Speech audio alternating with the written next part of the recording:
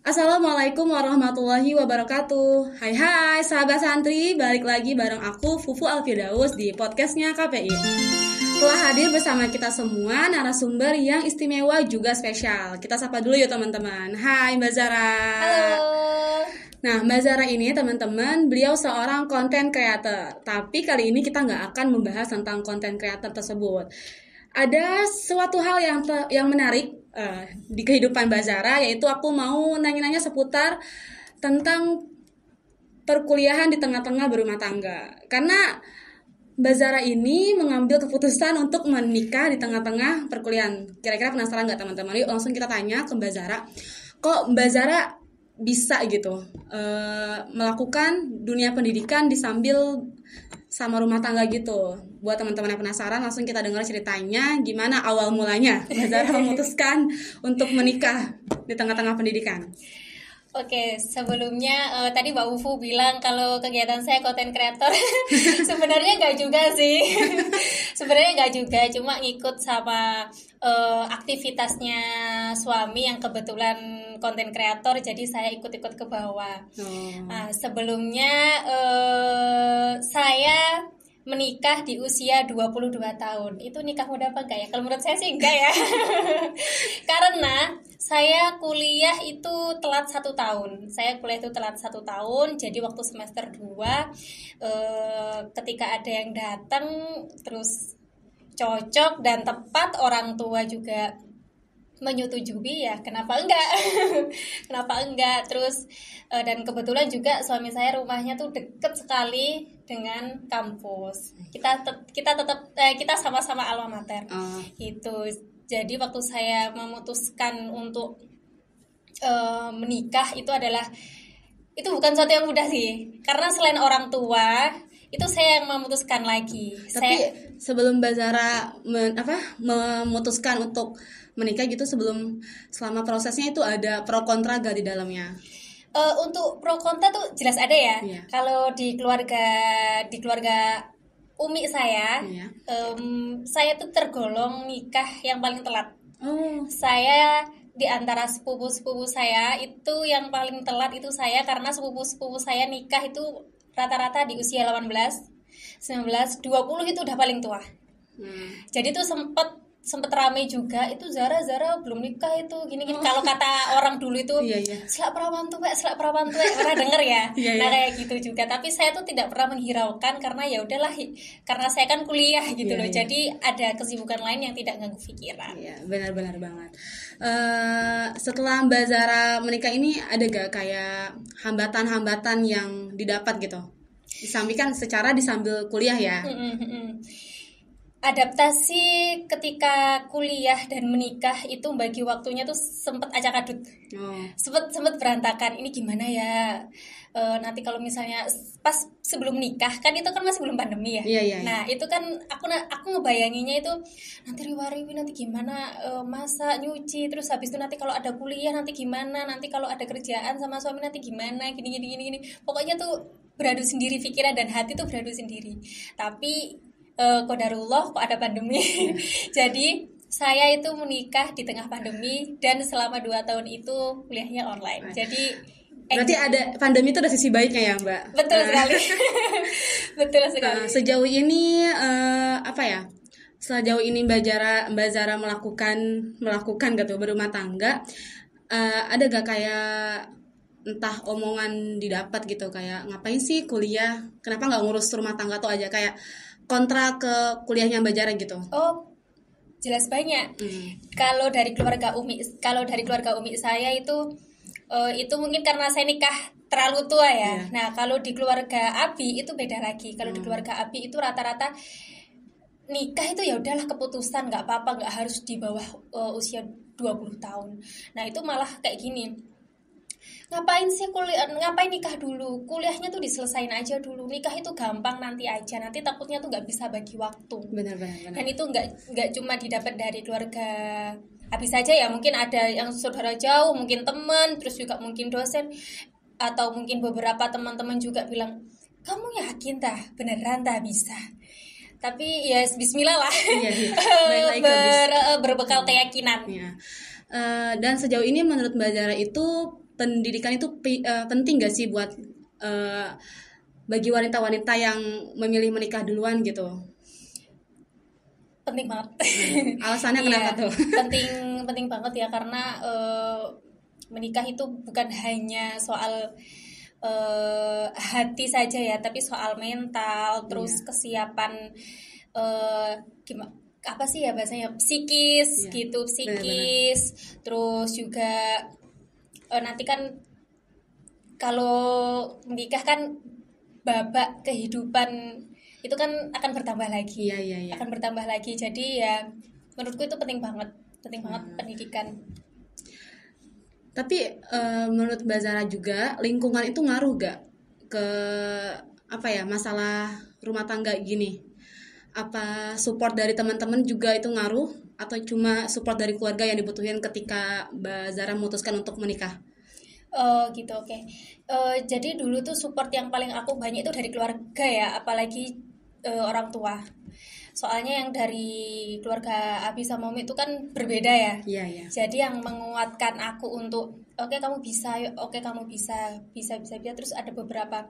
Aku dan sebelum nikah aku sama mama suami Mas suami Pak Zul itu tuh kayak kita searching gitu, kita tuh gimana ya, kita tuh nikah ini tergolong muda nggak ya?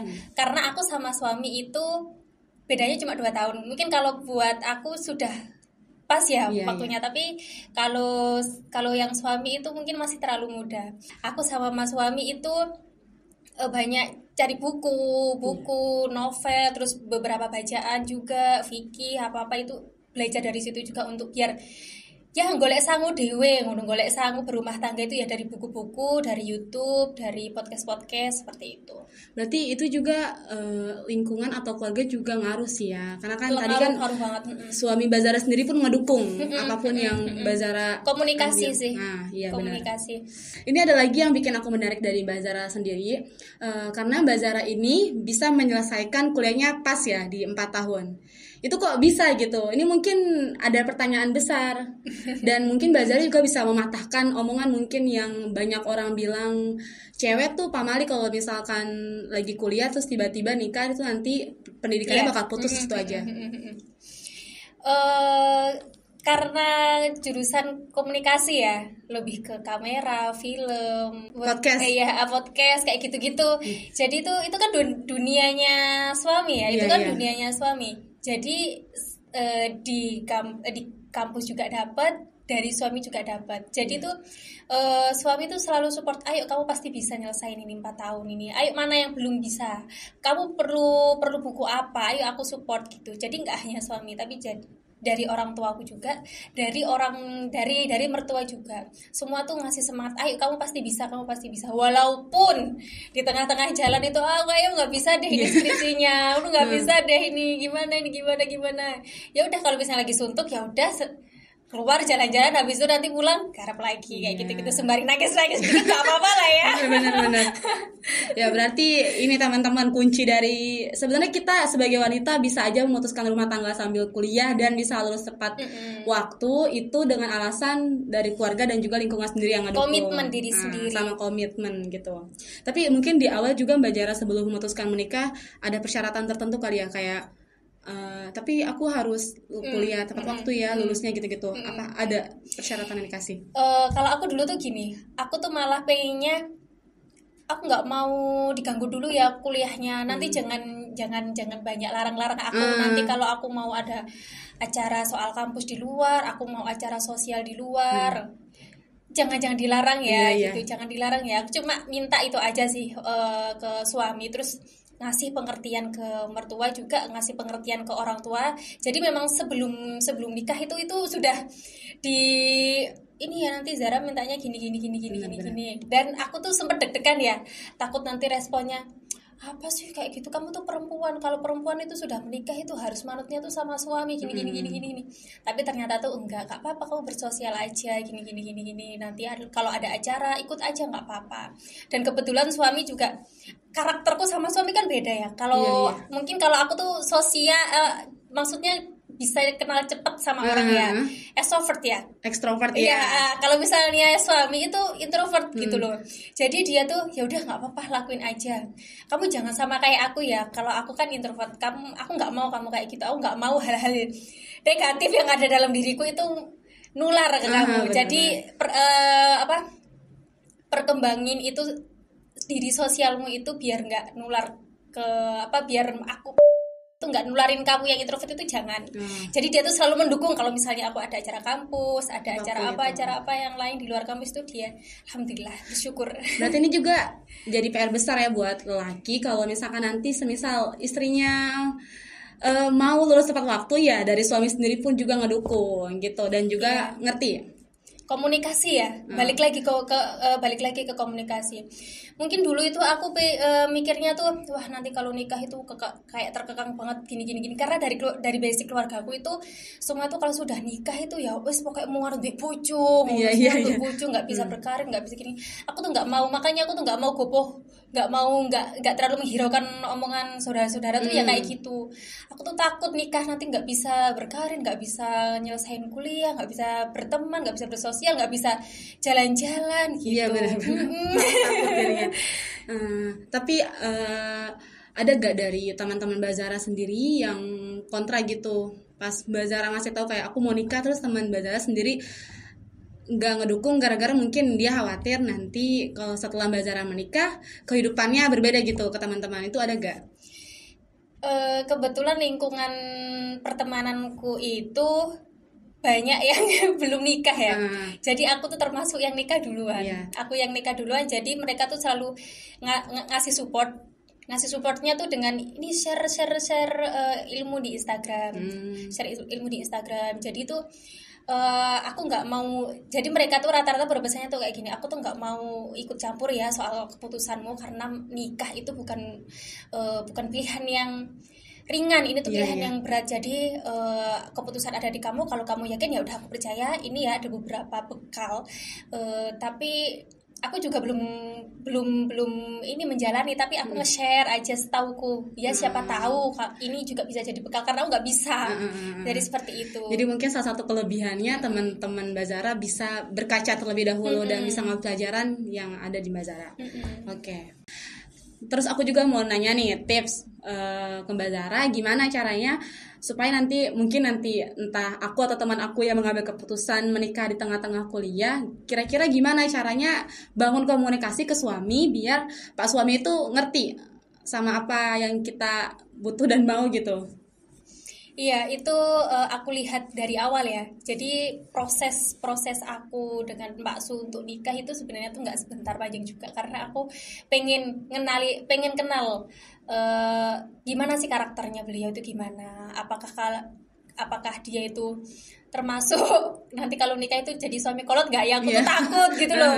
Bisa nggak ya nerima pendapat dari seorang perempuan gitu. Sedangkan rata-rata tuh kalau misalnya aku lihat di orang-orang ya, rata-rata kan kayak gitu juga ada kan. Mesti kamu juga pernah dengar kan, kalau misalnya kalau sudah nikah itu seorang perempuan itu harus manut banget, nggak bisa lah pokoknya bersuara atau gitu-gitu, nggak bisa. Nah aku tuh dari awal pas sudah mulai memutuskan untuk menikah itu aku selalu menekankan bahwa komunikasi itu tuh penting penting. Aku nanti tuh pengen kalau misalnya aku masih punya cita-cita ini, aku masih pengen mengejar ini bla bla bla bla bla. Kalau misalnya Sami yang tidak siap, ya udah nggak apa-apa, aku mau kuliah dulu aja. Jadi itu mungkin kayak sebuah ancaman ya bagi dia ya. Kayak sebuah ancaman, tapi memang dari awal aku tuh selalu menekankan bahwa komunikasi.